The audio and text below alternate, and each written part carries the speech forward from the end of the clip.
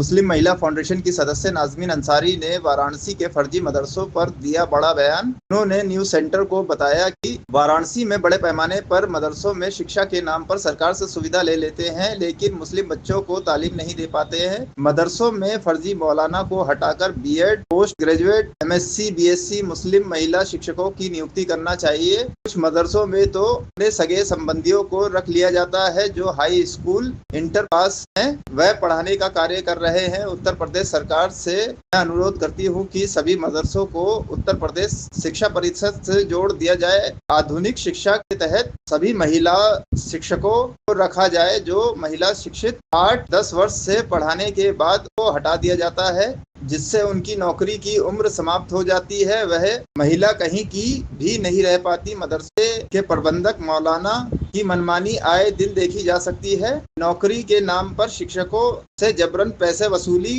की जाती है। सभी मदरसों को उत्तर प्रदेश शिक्षा परिषद द्वारा संचालन किया जाना चाहिए, जिससे प्रबंधकों मौलानाओं का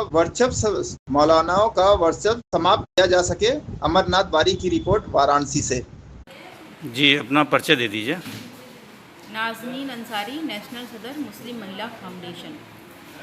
इसका क्या, मुस्लिम महिला फाउंडेशन का उद्देश्य क्या है? ये मुस्लिम महिला फाउंडेशन का उद्देश्य है कि मुस्लिम महिलाओं के बीच में शिक्षा, स्वरोजगार और उनके स्वास्थ्य के लिए जागरूकता फैलाना, उनके बीच में काम करना, उनको शिक्षा से जोड़ना, शिक्षा के साथ साथ उनके अंदर एक स्वावलंबन की भावना आए, जिससे वो अपना स्वरोजगार कर सकें। क्योंकि आज के समय में देखा जाए तो मुस्लिम समाज में मुस्लिम महिलाएं बहुत ही पिछड़ी हुई। जहां पूरे देश का रेशियो निकाला जाएगा तो मुस्लिम महिलाओं की रेशियो सबसे कम निकल करके आएंगे, प्रतिशत उनका सबसे कम निकल करके आएगा। तो ऐसे में उनके बीच शिक्षा, स्वरोजगार और उनके तालीम तरक्की के लिए काम करना, उनके बीच उनके स्वास्थ्य के लिए काम करना। क्योंकि मुस्लिम समाज में अभी भी है कि बहुत ज़्यादा बच्चे करती हैं महिलाएं, अपने स्वास्थ्य का ध्यान नहीं रख पाती, उनको बीमार रहती हैं, अपने स्वास्थ्य के प्रति वो जागरूक नहीं है।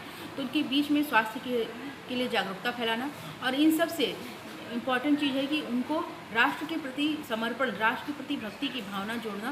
क्योंकि होता क्या है कि आजकल आए दिन आप देखिए वीडियोस में महिलाएं भी प्रदर्शन में, राष्ट्र के विरुद्ध देशद्रोही प्रदर्शनों में महिलाएं भी बढ़ चढ़ करके भागीदारी कर रही हैं। तो मगर मुस्लिम महिला फाउंडेशन का उद्देश्य है कि हमारी जो मूल धारा है उसके साथ हम जुड़े और अपने देश के हित के बारे में सोचें।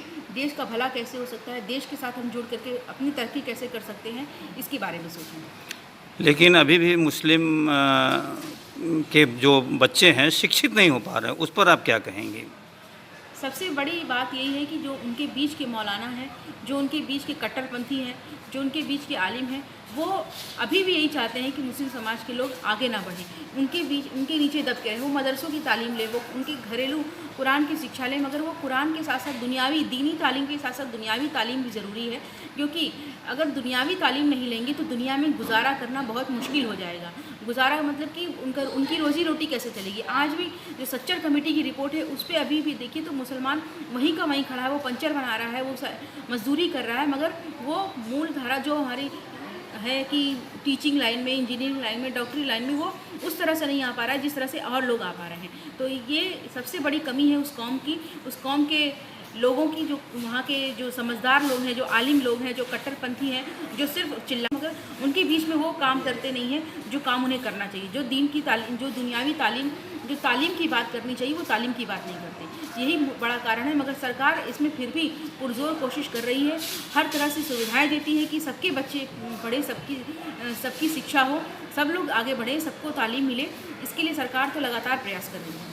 ये देखा जा रहा है कि उत्तर प्रदेश में मदरसों पे सरकार की निगाहें हैं कि उसको ज़्यादा से ज़्यादा बंद कर दिया जाए और जो सरकारी कॉलेज हैं उससे जोड़ा जाए उसको। उस पर आप क्या कहेंगे? देखिए, सरकार की ऐसी कोई स्कीम नहीं है कि ज़्यादा से ज़्यादा मदरसों को बंद कर दिया जाए। ज़्यादा से मदरसे फर्जी चल रहे हैं, जहाँ पर आए दिन आप देख लीजिए घटनाएं होती रहती हैं। कहीं लड़कियों के साथ घटनाएं होती रहती हैं, कहीं लड़कों के साथ घटनाएं होती रहती हैं, कहीं मौलवी लड़कियों के साथ उनको कमरों में बंद करके रख रहे हैं, कहीं उनके साथ बदतमीज़ी कर रहे हैं, कहीं छेड़खानी कर रहे हैं। तो इस तरह की आए दिन घटनाएँ होती रहती हैं। और एक लंबे समय से हम लोगों की मांग चली आ रही कि हर मदरसे का रजिस्ट्रेशन हो। दूसरी चीज़ कि हर मदरसे में CCTV कैमरे लगाए जाएँ। तीसरी चीज़ कि हर मदरसे का जो जो टीचर हो वो B.Ed वाला हो, ना कि इंटर पास मौलवी चला जाए, वो पढ़ाने लगे और उनको सरकारी तनख्वाह मिले जो एक बीएड पढ़े हुए इंसान को मिलती है, बीएड पढ़े हुए टीचर को मिलती है। तो मदरसों का निजीकरण की बजाय मदरसे जो है ये शिक्षा से जुड़े मदरसे जो है एक ऐसा अड्डा ना बन जाए जहाँ पर आतंकवाद जन्म लेता हो। तो सरकार की ऐसी कोई योजना नहीं है। इस तरह की अफवाहें, भ्रांतियाँ समाज में फैलाई जाती है कि सरकार इस तरह की चीज़ें निकालती रहती है।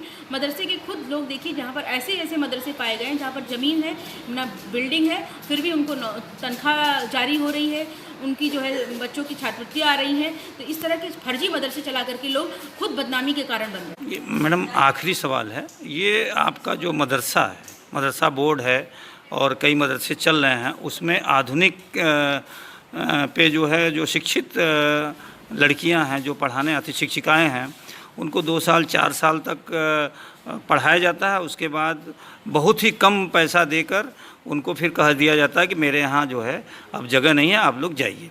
तो ये इस पर आप क्या कहेंगे? सबसे पहले तो मैं यही कहूँगी कि मदरसों को उत्तर प्रदेश शिक्षा परिषद से जोड़ा जाए। मदरसा शिक्षा परिषद की ज़रूरत नहीं है, क्योंकि मदरसा शिक्षा परिषद मनमाना रवैया कर रहा है। और मनमाना रवैया मतलब कि जहाँ पर शिक्षकों की नियुक्ति की बात आती है वहाँ पर प्रबंधक नियुक्ति करता है, वो सरकार नियुक्ति नहीं करती। उत्तर प्रदेश शिक्षा परिषद होगा तो वहाँ पर सरकार नियुक्ति करेगी, सरकार के हाथ में होगा सारी चीज़ें। तो नियुक्ति किसकी करनी है, कितना पढ़ा लिखा होना चाहिए, किसके घर का होना चाहिए। यहाँ तो सारे अधिकतर मदरसों में आप देखेंगे कि लोग अपने घरों के लोगों को सोचते हैं कि नौकरियाँ दे दें, और बाहर के लोग उसी तरह जो पढ़े लिखे हैं, उनसे ज़्यादा काबिल है, जो उनसे ज़्यादा अच्छी डिग्री लेकर के बैठे हैं, वो उनको नौकरियां नहीं मिल पाती है। और जो आधुनिक शिक्षकों के साथ हो रहा है कि उनको 2 साल 4 साल पढ़ाने के बाद उनसे ये कहा जाता है कि आप जाइए, हमारे यहाँ जगह नहीं है। तो उनके लिए भी सरकार अपने हाथ में ये मामला ले, ताकि उनकी भी सुरक्षा हो, उनका भविष्य सुरक्षित हो। उनका भविष्य आज खतरे में है, क्योंकि 4 साल 10 साल यहाँ पर नौकरी करने के बाद अगर उनको कहा जाए कि हमारे यहाँ जगह नहीं है, तो फिर वो कहाँ नौकरी करने जाएंगे, वो तो बेरोजगार ही हो जाएंगे। इस पर सरकार क्या रुख लेना चाहिए सरकार को? सरकार को उत्तर प्रदेश शिक्षा परिषद की तरह, माध्यमिक शिक्षा परिषद की तरह मदरसा शिक्षा परिषद में भी करना चाहिए कि उनकी जो नियुक्तियां हैं वो बाकायदा अखबारों के माध्यम से बीएड टीचरों को रखा जाए, टीटी कराया जाए, ताकि वहाँ पर शिक्षा का स्तर जो है ठीक हो। वहाँ पर कोई भी इंटर पास व्यक्ति जाकर के पढ़ाना शुरू ना करे, क्योंकि मदरसे की हालत बहुत ख़राब है। मदरसे में पढ़ाई के नाम पर सिर्फ लूट है। पूरी सरकार पूरा पैसा खर्च कर रही है, छात्रवृत्ति दे रही है, शिक्षकों को तनख्वाह दे रही है, बिल्डिंग का खर्च दे रही है, तमाम चीज़ें दे रही है। तो उसमें वो सारी चीज़ें अपने नियंत्रण में रखे, प्रबंधकों के नियंत्रण से मुक्त कराए उसको।